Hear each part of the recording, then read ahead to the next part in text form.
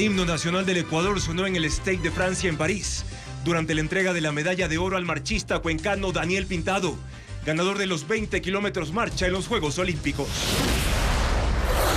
Uno de los locales de WorldCoin, donde se escaneaba el iris, fue clausurado por el municipio de Guayaquil por incumplir con la tasa de habilitación, mientras la Superintendencia de Datos dice que no tiene recursos para controlar su actividad. En la última entrega de la serie sobre las deficiencias en equipos hospitalarios, Televistazo mostrará las respuestas de las autoridades del Ministerio de Salud y Seguro Social. Las organizaciones políticas piden al gobierno y al CNE protección policial incluso para los precandidatos presidenciales debido a la inseguridad. 6 delincuentes en motocicletas se dispararon en la vía Data-Pozorja contra un expreso que transportaba a 40 trabajadores españoles, quienes regresaban de reparar un barco atunero. Los contagios de tuberculosis se extienden a los familiares que visitan a los presos en las cárceles del país, según datos del Comité Permanente de Derechos Humanos. Estados Unidos, Argentina, Uruguay, Costa Rica, Ecuador y Panamá reconocen a Edmundo González como presidente de Venezuela, aunque el Consejo Nacional Electoral ratifica que Nicolás Maduro es el ganador. La Cinemateca Nacional, que celebra 100 años, conserva entre sus tesoros un video de 1949 sobre el terremoto de Ambato, que dejó 6.000 fallecidos, y Ecuavisa les muestra las imágenes. Chito Vera revela que parte de su estrategia para la pelea contra Davison Figueiredo será sacar provecho de la velocidad, aplicar más llaves y ventaja de golpes en el piso. La reserva del Chocó andino acoge al 30% de las aves del país, que por su colorido, rareza y peligro de extinción atraen a especialistas y aficionados del mundo. Viernes 2 de agosto, amigos, buenas noches, bienvenidos a una nueva jornada informativa aquí en Televistazo Estelar. La disciplina, constancia y esfuerzo de Daniel Pintado en los 20 kilómetros marcha fueron reconocidos y premiados hoy en la capital francesa luego de su triunfo. Con esta noticia comenzamos.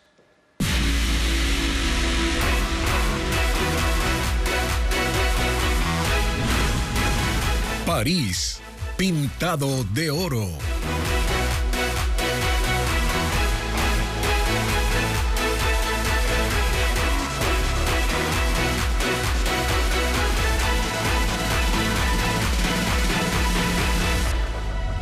Ecuador ha vivido una jornada histórica con un nuevo deportista en lo más alto del podio de triunfadores. Daniel Pintado fue premiado. Saludamos a Teo Pozo y también a Luigi Marquele para conocer más detalles del evento. Bienvenidos. Sí, gracias Juan Carlos. Antes del inicio de las pruebas de atletismo en el Stade de France, el flamante medallista de oro de Ecuador recibió su presea ante miles de personas. Es uno de los momentos históricos para el deporte del país. Luigi Marquele estuvo en la ceremonia de premiación. Hola, Luigi.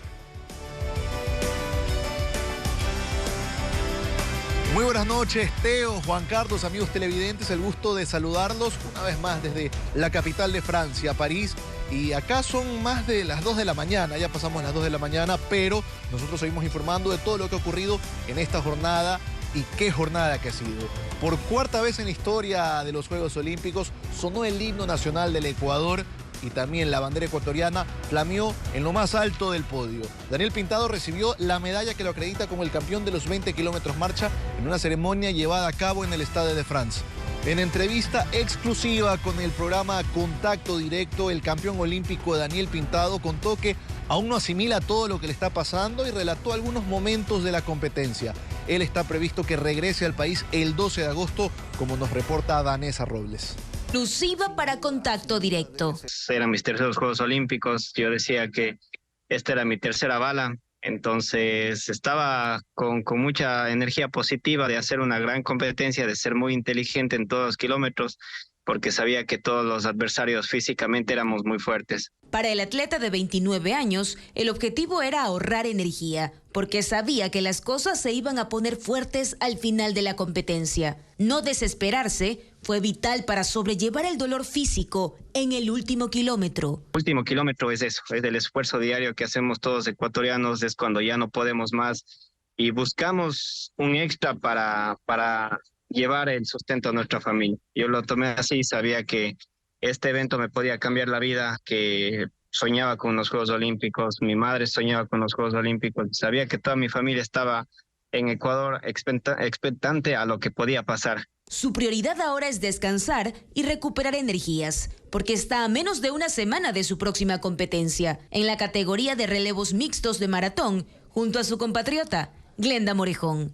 Glenda fue sexta en los 20 kilómetros femenino, entonces yo tengo mucha expectativa de que si ambos hacemos un gran trabajo podemos darle más alegrías al país. Para Pintado, su entrenador Andrés Chocho ha sido fundamental para cambiar la estrategia de Tokio y consagrarse campeón olímpico en París 2024. Mi entrenador Andrés Chocho, del que me estaba dando las instrucciones de lo que tenemos que proceder, de lo que tenemos que hacer, con mucho aprecio, y como también esta medalla es de igual manera de Andrés Chocho. Su regreso al país está previsto para el lunes 12 de agosto. Lo que más quiere es ir a Cuenca, abrazar a sus hijos y estar con su familia. La jornada de este viernes no fue tan positiva para los ecuatorianos que tuvieron acción. Entre ellos estaba Yerlon Congo, quien lamentablemente no pudo ganar su combate de los cuartos de final de los más de 92 kilogramos y se quedó a las puertas de entrar al podio olímpico. Sin embargo, él regresa a casa con un diploma.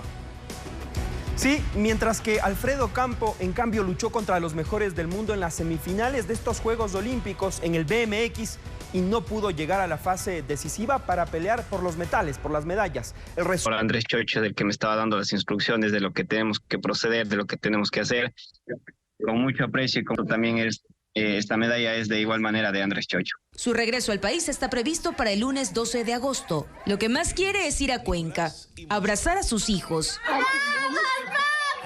y estar con su familia.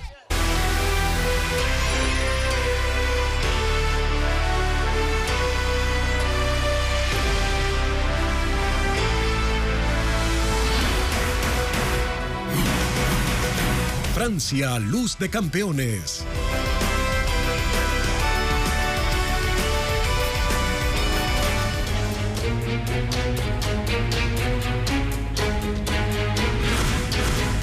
Iris, regalando la identidad.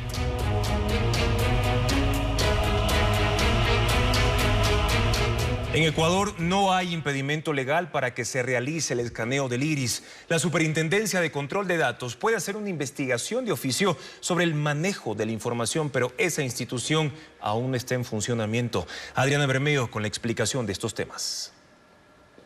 El escaneo del iris que está haciendo la empresa WorldCoin en Ecuador inquieta. La Agencia de Regulación y Control de las Telecomunicaciones y las fundaciones Mil Hojas y Fundamedios alertaron sobre los riesgos de entregar información sensible y señalaron que podría significar una vulneración de los derechos de privacidad de miles de ecuatorianos. Esa empresa no cuenta con una licencia o permiso para funcionar en el país, pero tampoco la necesita. El superintendente de datos, Fabricio Peralta, explicó que este modelo de negocio busca aliados comerciales en los países en los que realiza el escaneo del iris. Dicho de otra manera, no tiene impedimento legal porque la Ley de Protección de Datos establece que se necesita un requisito para el tratamiento de ese tipo de información, la autorización de cada persona. Lo que hacen ellos es buscar socios locales a quienes les entregan los dispositivos que sirven para escanear el iris. Tienen también, una licencia para utilizar la marca o el signo distintivo de WorldCoin. WorldCoin está en Ecuador desde hace un mes y las personas que se han acercado a los 6 puntos de escaneo del iris en Quito y Guayaquil solo han tenido que descargar una aplicación y autorizar en ella el uso de sus datos. La Superintendencia de Protección de Datos sí puede iniciar una investigación de oficio o por alguna denuncia para verificar el uso de la información que se obtiene con el escaneo del iris y las seguridades con las que se maneja, incluso limitar el funcionamiento de la empresa si se detectan irregularidades. Sin embargo, por ahora no es posible. La superintendencia aún no funciona. No se asigna el presupuesto. Soy el único funcionario posesionado y en ejercicio de sus funciones. Recientemente se aprobó por parte del Ministerio de Economía y por parte del Ministerio del Trabajo el presupuesto destinado al pago de los funcionarios del nivel superior jerárquico, entre los cuales estoy yo, para empezar. pero también falta todavía el presupuesto para todo el personal operativo. El superintendente Peralta reconoció que se reunió con un representante de WorldCoin el 17 de julio, pero fue una conversación informativa que no implicó autorización alguna, es decir, que en un tema tan sensible no hay regulación específica. Este viernes, el local de WorldCoin en la calle Panamá del centro de Guayaquil fue clausurado por incumplimiento en los requisitos de habilitación que controla el municipio. Y al menos 10 países de Europa y Asia han iniciado investigaciones e incluso suspendido las actividades de WorldCoin para evitar que siga escaneando el iris de las personas. Las autoridades de esas naciones coinciden en proteger la privacidad de los datos biométricos. Diego Cuenca con el informe.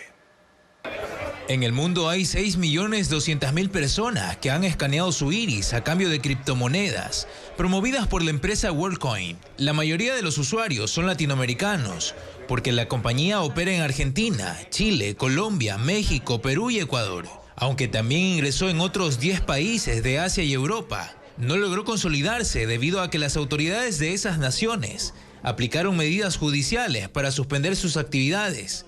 Entre ellos están Portugal, España, Francia, Kenia, India y Corea del Sur. En todas esas naciones dieron como principal razón que buscaban precautelar la protección de información biométrica de sus ciudadanos, porque WorldCoin no aclaró qué medidas adoptan para tener control de los datos que extraen de las personas. Además, porque el sistema que usan está diseñado para retenerlos de forma permanente. Por ejemplo, la Agencia Española de Protección de Datos en marzo ordenó la paralización del escaneo mientras indagaba si las personas recibían información suficiente antes de dar su consentimiento para vender su iris. Mientras en Portugal cuestionaron a los encargados de escanear el iris en centros comerciales, porque según sus autoridades, no pedían ninguna identificación para evitar que los menores de edad participen sin el consentimiento de sus padres.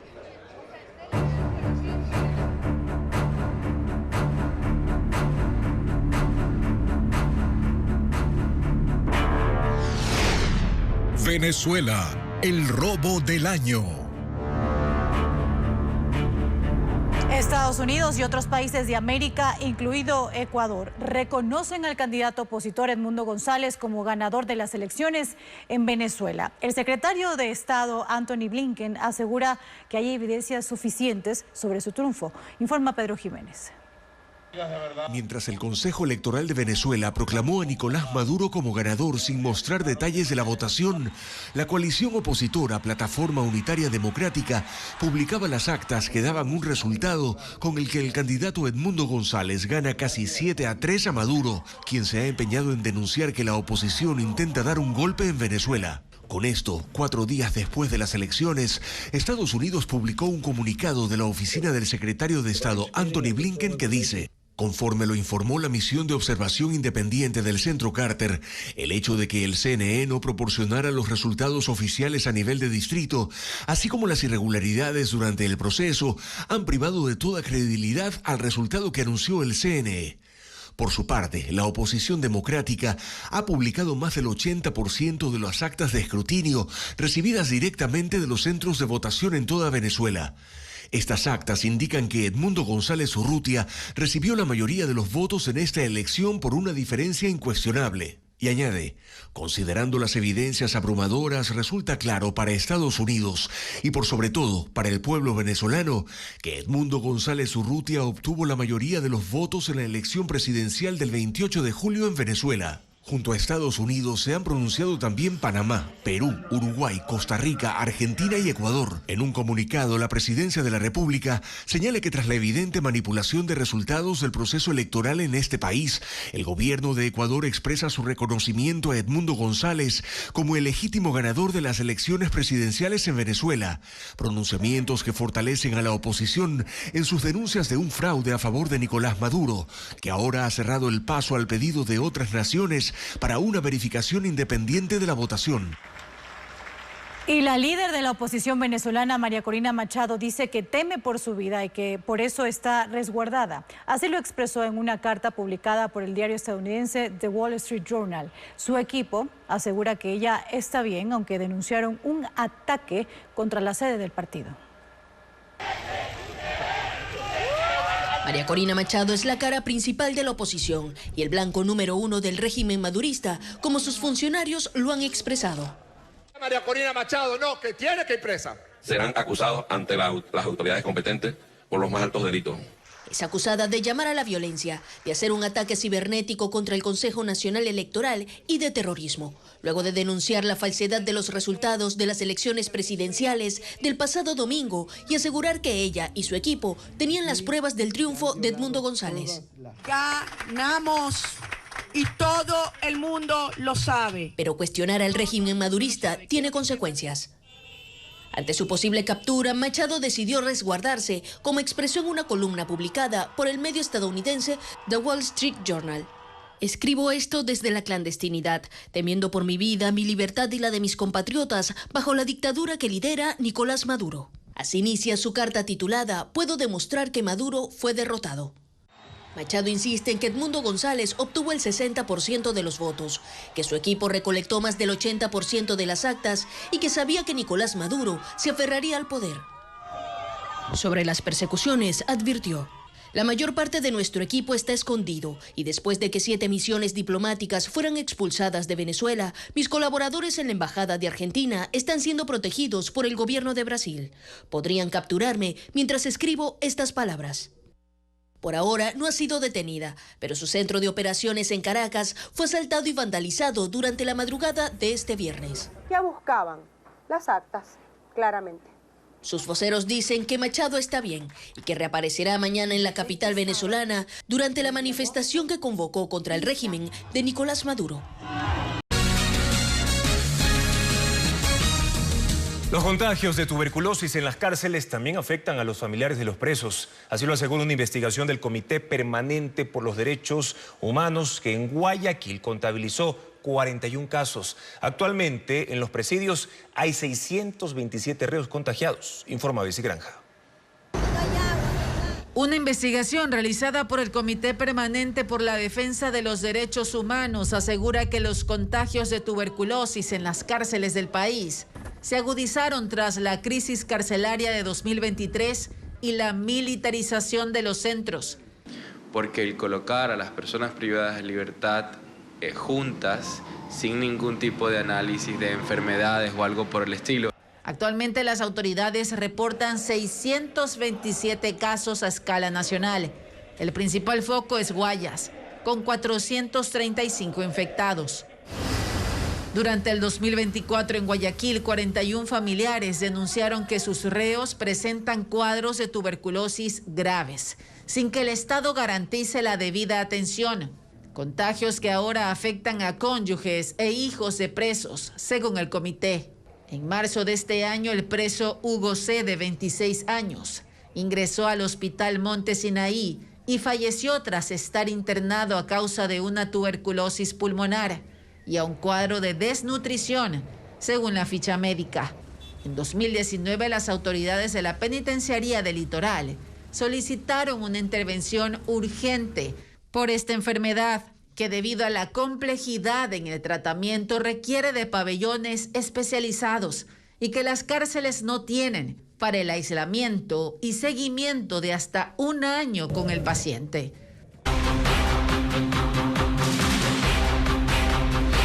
Servicios en línea para usted.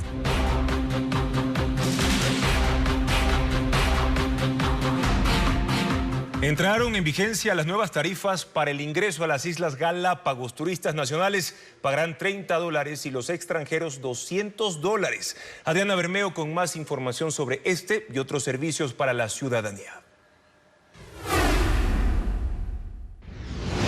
Visitar las Islas Galápagos es más caro desde este 1 de agosto. Las nuevas tasas de ingreso están vigentes. Turistas nacionales pagan $30. Niños, personas con discapacidad y de la tercera edad, $15.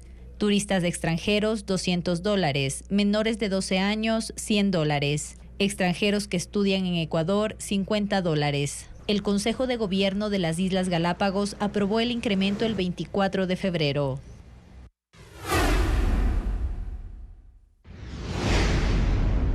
Las temperaturas altas y la radiación extrema se mantendrán este sábado en las provincias de la Sierra y 4 de la Amazonía. Napo, Pastaza, Orellana y Morona Santiago. La temperatura podrá alcanzar 33 grados centígrados según el Instituto Nacional de Meteorología e Hidrología INAMI. El domingo las temperaturas disminuirán por la presencia de nubes y la radiación será alta.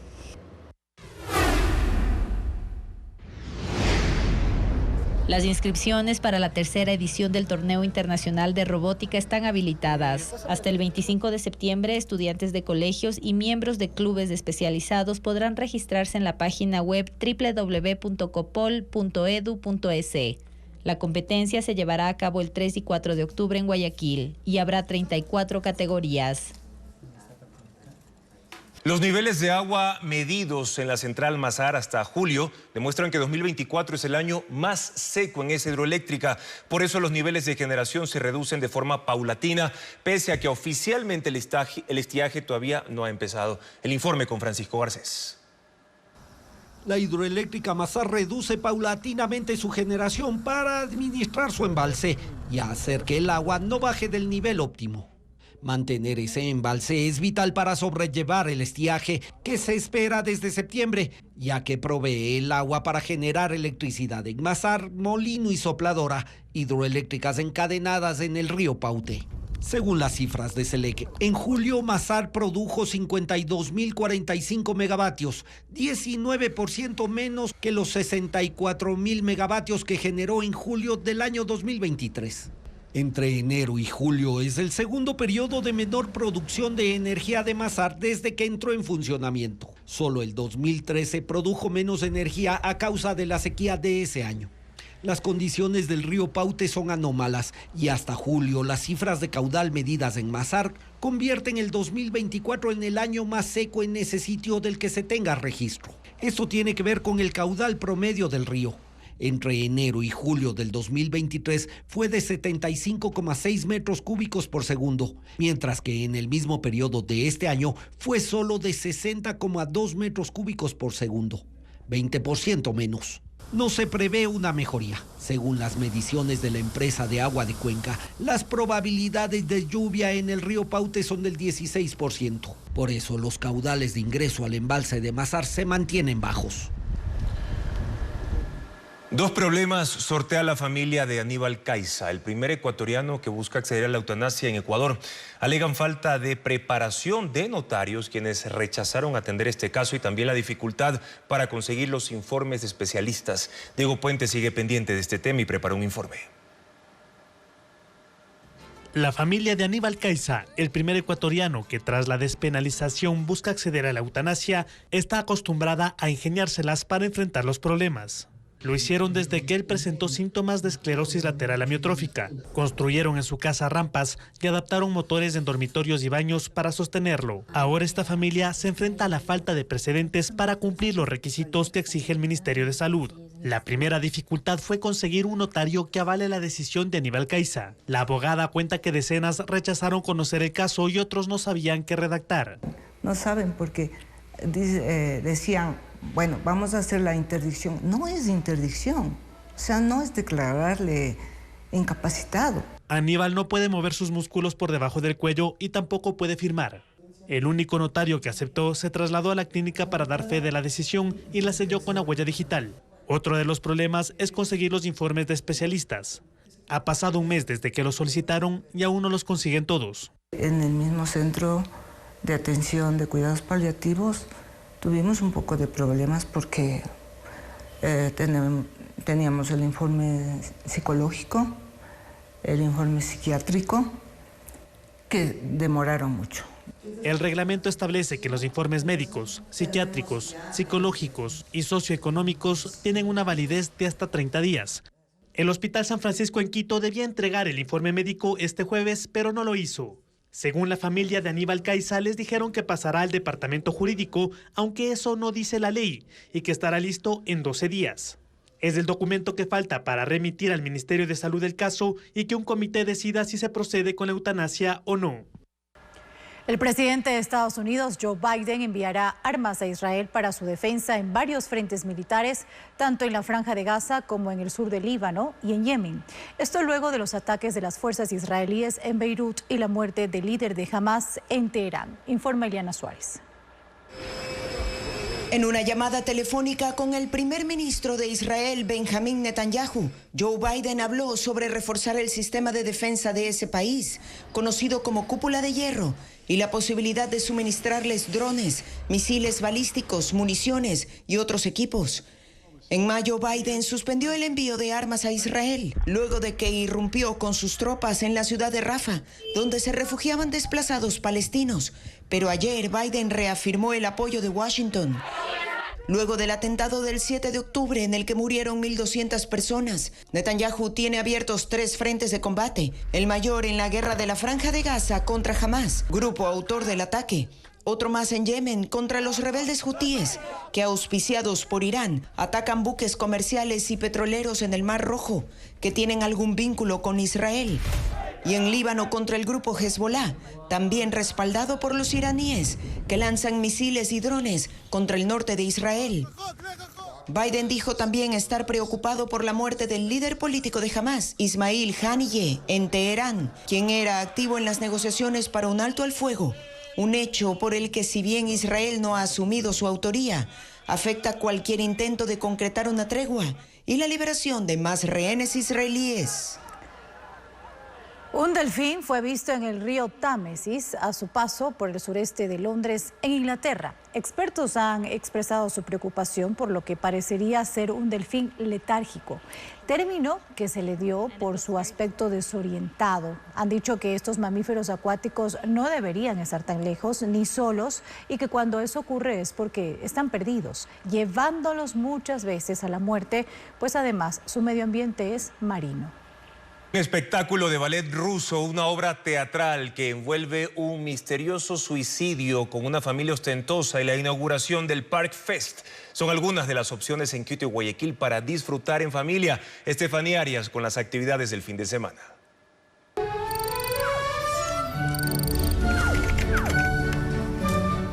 Un espectáculo que rememora la época dorada de la danza. Ballets rusos de París se presentará en el Teatro Centro de Arte en Guayaquil. El repertorio será interpretado por la Orquesta Sinfónica de la ciudad. El show será este viernes 2 a las 19 horas. Un texto de coyuntura de Venezuela, Nos quieren muertos, de Javier Moro. Cuenta la historia de un padre de familia que está preso por un crimen que no cometió, mientras sus familiares luchan por liberarlo, inspirada en la vida del político y opositor Leopoldo López. Año 5540 del calendario andino, Ainhoa decide escaparse de Guayaquil con su mejor amiga para asistir al Ruido del Sol, un macrofestival popular. Se topará con un paisaje alucinado al ritmo de la música y las erupciones volcánicas. De eso trata Chamanes Eléctricos en la Fiesta del Sol, de la escritora ecuatoriana Mónica Ojeda. En realidad ella me había dicho que había sido más feliz que nunca. El misterio de un suicidio y una familia ostentosa, llena de conflictos, es la obra Ha llegado un inspector, que estará en el Teatro Patio de Comedias en Quito, interpretada por Marco Bustos. Las funciones serán el sábado 3 a las 19 horas y el domingo 4 a las 18 horas. El Park Fest 2024 comenzó y trae para este año 27 funciones de teatro y música en San Borondón. El domingo 4 se presentará la obra Impromenú en la terraza gastronómica de la cabecera cantonal a las 12 del día. La entrada es gratuita y las reservas se hacen en la página web del evento. Con un crayón todo es posible. El aventurero Harold puede hacer que cualquier cosa cobre vida, simplemente dibujándola, pero descubrirá que tiene mucho que aprender sobre la vida real. Harold y su crayón mágico es una adaptación cinematográfica de un clásico infantil que ya está en las carteleras del país. Está bien feo.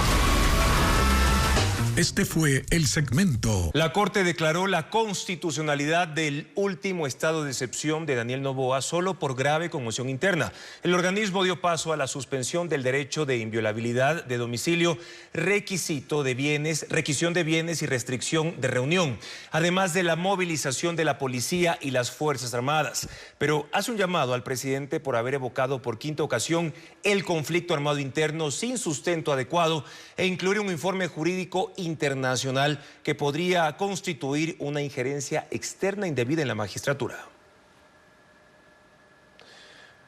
Un grupo de 40 trabajadores españoles fue el blanco de una balacera en la parroquia Pozorja, en Guayaquil, cuando salían de reparar un buque de una empresa armadora. Aunque el suceso ocurrió el miércoles, la policía recién se pronunció sobre este caso cuando fue difundido por medios internacionales. El informe de Bessie Granja. 3 medios de España informaron la noticia. En Pozorja, 6 hombres armados que se movilizaron en 3 motos dispararon la noche del pasado miércoles contra 40 trabajadores españoles que iban en un expreso a la altura de un redondel en la vía Data Pozorja. Las víctimas salieron de un muelle de la empresa Salica, miembro del grupo español Albacora. Estaban reparando un buque, tarea que cumplían desde el pasado 15 de julio. Tenían previsto quedarse en el país hasta el próximo 26 de septiembre. Aquí estoy haciendo peritaje yo. Este video fue colgado en uno de los medios digitales que explicaron el hecho. Lo grabó el chofer del vehículo. Él muestra las balas que impactaron en el parabrisas y carrocería. La policía da más detalles. Con arma de fuego, presuntamente quería asaltarle al bus. El conductor hace una maniobra evasiva y no para el bus, sino que sigue su trayectoria con la finalidad de evitar este posible asalto. Por este caso se presentó una denuncia en la Fiscalía de Playas. Al momento los trabajadores están resguardados en un hotel de ese cantón de Guayas.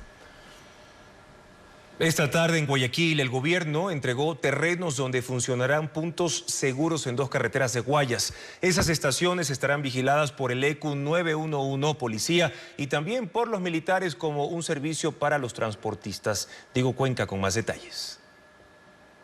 Como parte de un convenio, el Ministerio de Transporte entregó terrenos a la Comisión de Tránsito del Ecuador, CTE, donde funcionarán 2 puntos seguros de Guayas. El uno estará en la vía Daule-Nobol y el otro en la vía Durán-Boliche. Son estaciones de descanso para los 250.000 vehículos pesados que transitan hacia diferentes provincias del país.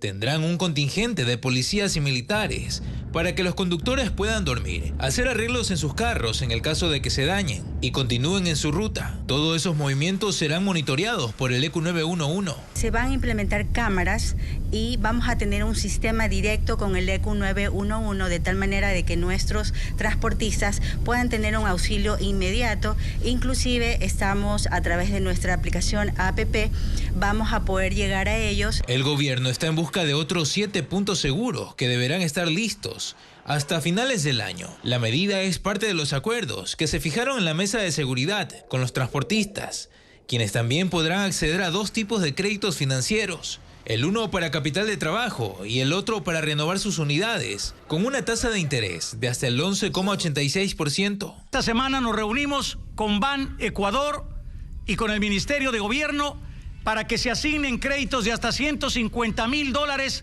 al sector del transporte, tanto en líneas de capital de trabajo como renovación vehicular. Los anuncios se hicieron esta tarde en Guayaquil, junto a los representantes de las Fuerzas Armadas, Policía, CTE y transportistas, quienes el próximo lunes participarán de la mesa de seguridad en Santo Domingo de los Áchilas. El caso Plaga tendrá 5 nuevos testimonios anticipados. Las audiencias en las que se escuchará a ex jueces y ex funcionarios del SNAI iniciarán el martes de la próxima semana, como le informa Fabiola Santana. El conjuez de la Corte Nacional de Justicia, Manuel Cabrera, autorizó a 5 procesados del caso Plaga a rendir su testimonio anticipado la próxima semana entre el 6 y el 8 de agosto. Los ex jueces Ángel Lindao, Simón García y Joffre Rivera y los exfuncionarios del SNAI Javier Armijos y Omar Jarrín. Lindao, ex juez de la Concordia, tiene una sentencia reducida de 40 meses por aceptar su culpa en el caso Metástasis y haber devuelto los bienes incautados al narco Leandro Norero a cambio de $50,000. En el caso Plaga es procesado por vender acciones constitucionales. Hay chats y registros de transferencia de dinero. Simón García fue el juez de Paján que liberó a Daniel Salcedo a cambio de $70,000. En el caso Plaga figuran movimientos financieros entre su esposa y Lenin Vimos, otro procesado, en fechas que coinciden con medidas otorgadas a favor de presos. El ex juez de Chone, Joffre Rivera, tiene transferencias bancarias de familiares de los presos beneficiados.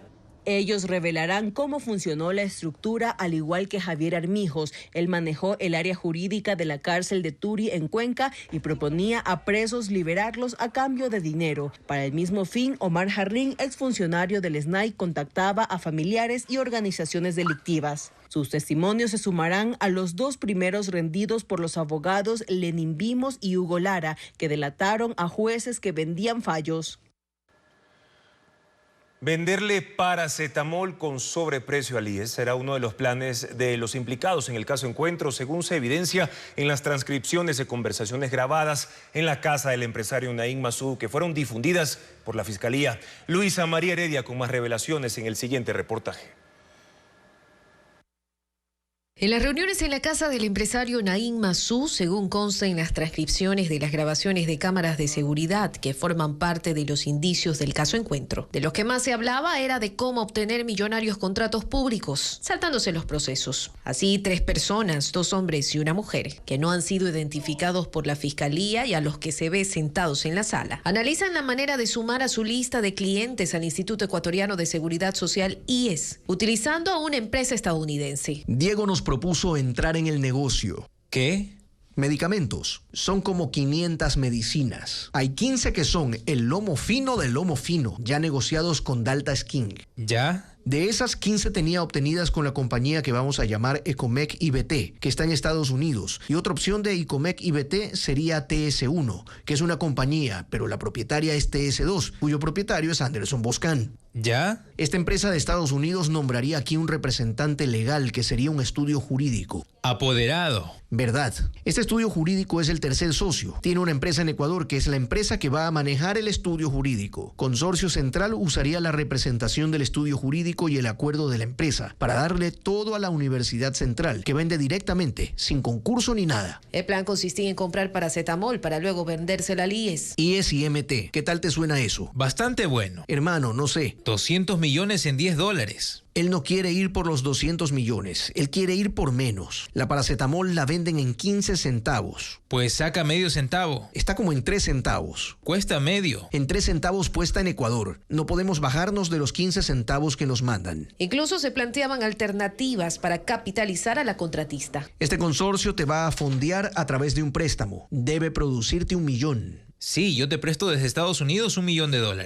Registramos en el Banco Central el préstamo. Ya el Ecuador nos debe 1.000 millones. Si tú tienes que pagar, estás pagando un préstamo, no estás sacando plata. En el diálogo transcrito por el Ministerio Público también se da seguimiento a la entrega de cargos en la Corporación Nacional de Telecomunicaciones, CNT, una de las empresas públicas con las que los vinculados al caso Encuentro también tenían millonarios contratos.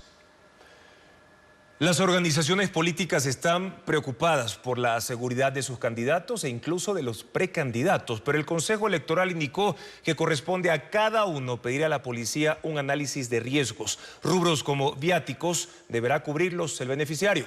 Patricio Díaz con más detalles de la decisión del CNE.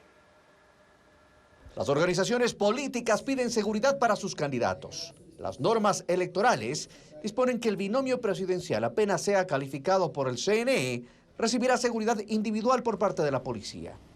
Pero en partidos y movimientos hay preocupación. Democracia sí recordó que a pesar de aquello, en plena campaña, se dio el magnicidio del ex candidato presidencial Fernando Villavicencio. La Revolución Ciudadana señaló los atentados contra ex candidatos a otras dignidades, e incluso precandidatos. Por eso piden que eso se extienda. Que tanto el CNE como el Gobierno Nacional garanticen la seguridad de los y las candidatas a todas las dignidades. La situación del país es una situación compleja y requerimos una mirada de todas las organizaciones en función de garantizar la vida de los y las candidatos. Según el Consejo Nacional Electoral, hay reuniones con el Ministerio del Interior para definir las medidas que se tomarán en el nuevo proceso. Sin embargo, pidieron a las organizaciones políticas que soliciten a la policía un análisis de riesgo de sus candidatos. Recuerdan que existe un acuerdo ministerial para este trabajo. Dentro de este acuerdo establece que los costos de viáticos, subsistencias y movilización del personal de seguridad y protección será cubierto por los beneficiarios del servicio. Es un punto que deben tomar en cuenta las organizaciones políticas.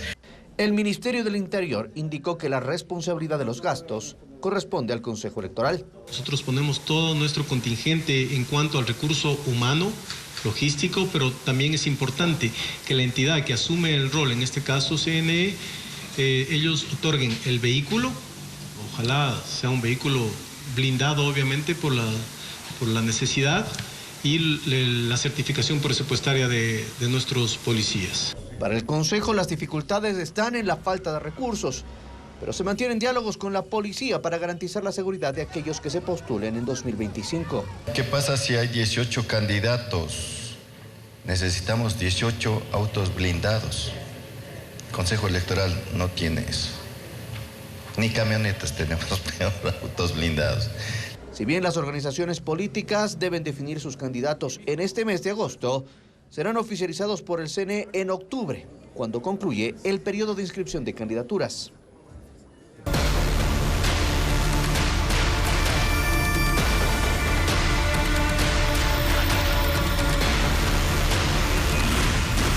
Hospitales. Deficiencia en equipos. La crisis de los hospitales públicos obligó al presidente Daniel Noboa a emitir un decreto con el que dio un plazo de 90 días para poner en funcionamiento los equipos. Ese periodo finaliza el próximo 24 de septiembre, pero ¿qué dicen las autoridades, tanto del Ministerio de Salud Pública como de la Seguridad Social? Carla Delgado con las reacciones. Las denuncias y quejas de pacientes y médicos del país por equipos dañados en los hospitales públicos derivaron en una crisis. El presidente Daniel Noboa emitió un decreto el pasado 26 de junio, en el cual ordenó poner en funcionamiento los equipos médicos. En el documento dispone que los coordinadores zonales de salud y los gerentes de hospitales deberán cumplir la disposición en 90 días. De lo contrario, serán removidos. El número de equipos que tienen problemas y son realmente un número respetable. Estamos ¿Qué porcentaje?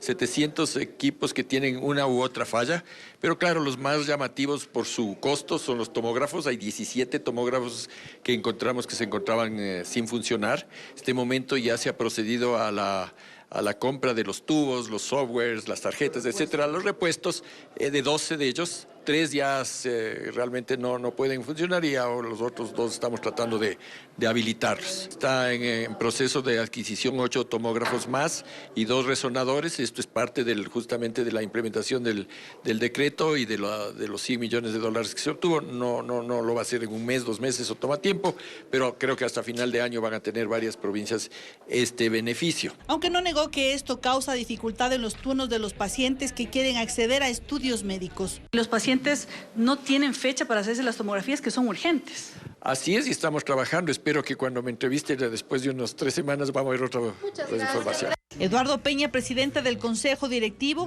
ha dicho que el instituto trabaja en un cambio en la modalidad de compra para evitar paralización de servicios por equipos que no están operativos.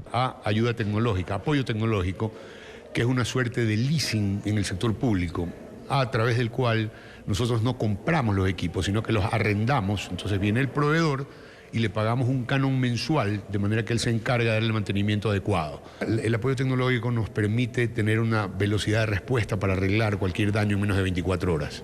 Peña cuenta que cuando llegó a su cargo le inquietó la frecuencia con la que se reportaban daños en los equipos y pidió una investigación interna. Porque en el pasado tuvimos hospitales en donde los tomógrafos o similares, resonadores, etcétera, equipos de rayos X, fueron dañados a propósito para obligarnos a derivar, porque muy cerca del hospital teníamos pues un prestador que ese sí tenía su tomógrafo en orden.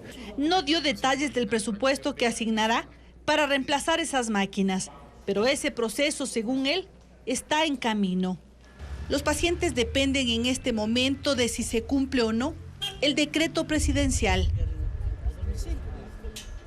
A 7 días de que concluya la emergencia de la Corporación Eléctrica del Ecuador, no se ha logrado definir ninguno de los contratos de compra de electricidad para poder superar la crisis de generación del país. Los procesos siguen en negociación. Francisco Garcés describe los avances de la contratación. El Ministerio de Energía no concreta la compra de electricidad de emergencia para superar la crisis de generación que tiene el país, estimada por las autoridades eléctricas en 450 megavatios.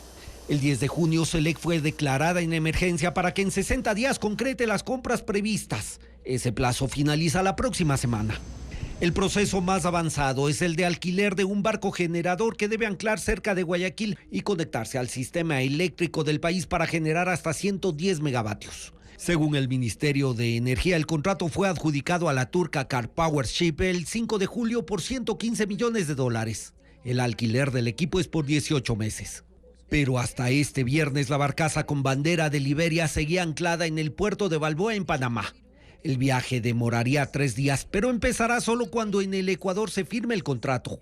Extraoficialmente se conoció que eso se hará la próxima semana. Según el Ministerio de Energía, aún falta que el contratista entregue las garantías exigidas. En el plan inicial del gobierno, este barco debía estar anclado y listo para generar desde septiembre.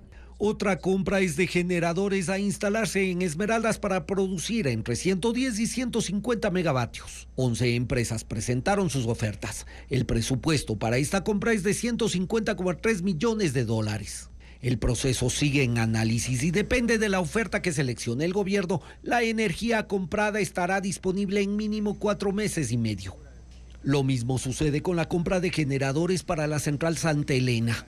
Allí se deben instalar 28 nuevos megavatios. 6 empresas presentaron ofertas entre 25 y $52 millones. 2 son de equipos fabricados en años anteriores, un impedimento según la ley. Los plazos de entrega ofrecidos van de 120 a 330 días.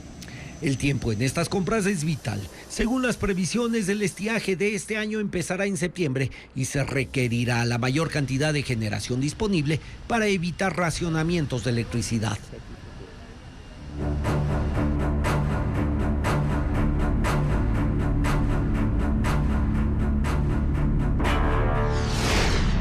Venezuela, el robo del año.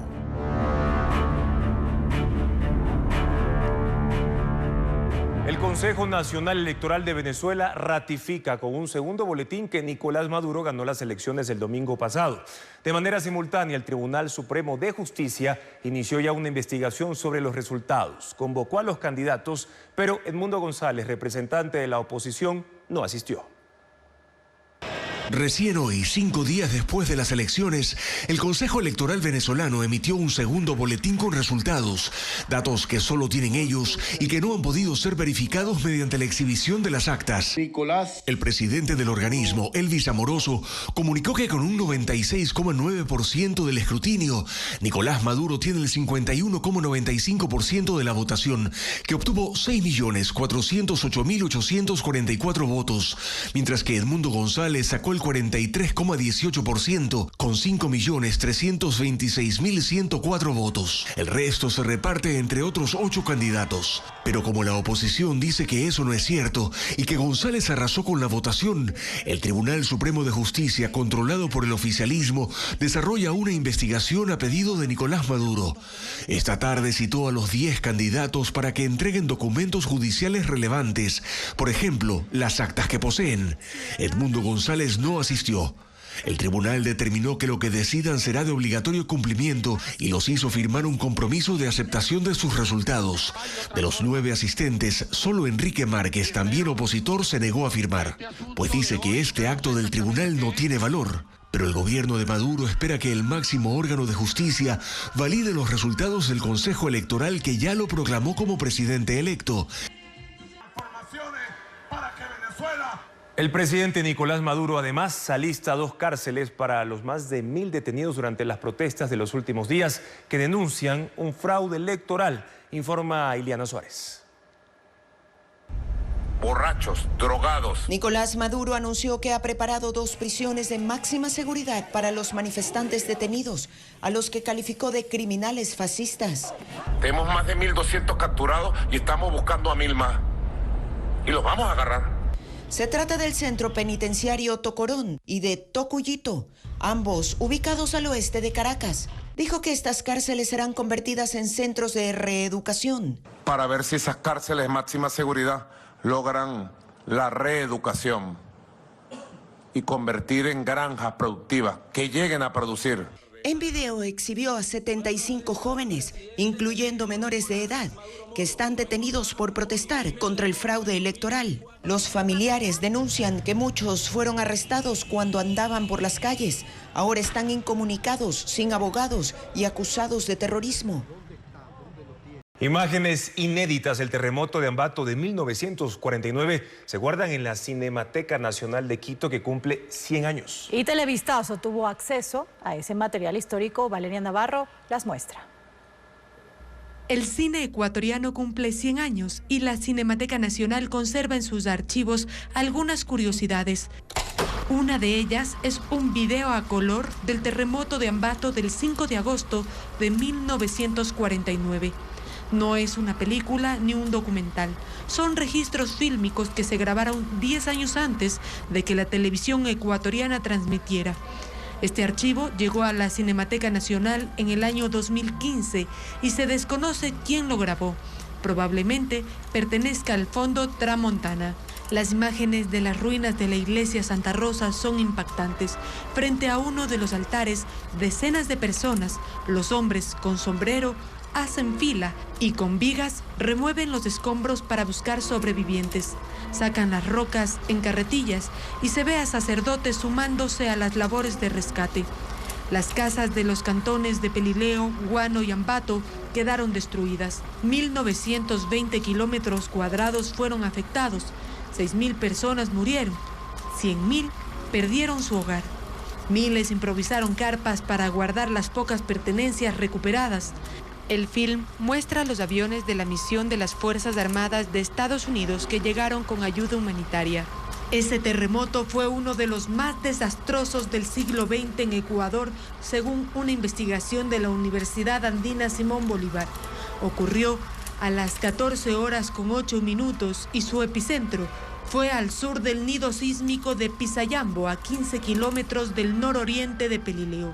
Su magnitud fue de 6.8 grados con una profundidad de 15 kilómetros. A raíz de este acontecimiento y como un gesto para celebrar la vida y la reconstrucción de la ciudad, 2 años después nació la fiesta de las flores y las frutas. Hoy en una nueva entrega de Ecuaterra les contamos que en el Chocó andino, muy cerca de Quito, habitan las aves más raras del mundo. Ornitólogos de otros continentes llegan al país solo para observarlas. Carla Delgado se adentró en esta zona natural y nos presenta las imágenes. Definitivamente nuestro país es maravilloso. Gracias, amigos, por su sintonía y confianza de siempre. Mañana Ecuavisa transmitirá la pelea del ecuatoriano Marlon Chito Vera contra Daverson Figueiredo. El combate será a las 2 de la tarde y lo podrán ver por la pantalla de Ecuavisa, pero también nuestra app Ecuavisa Play. Este fin de semana sigan las noticias a toda hora en ecuavisa.com. Información siempre verificada y actualizada. Buenas noches.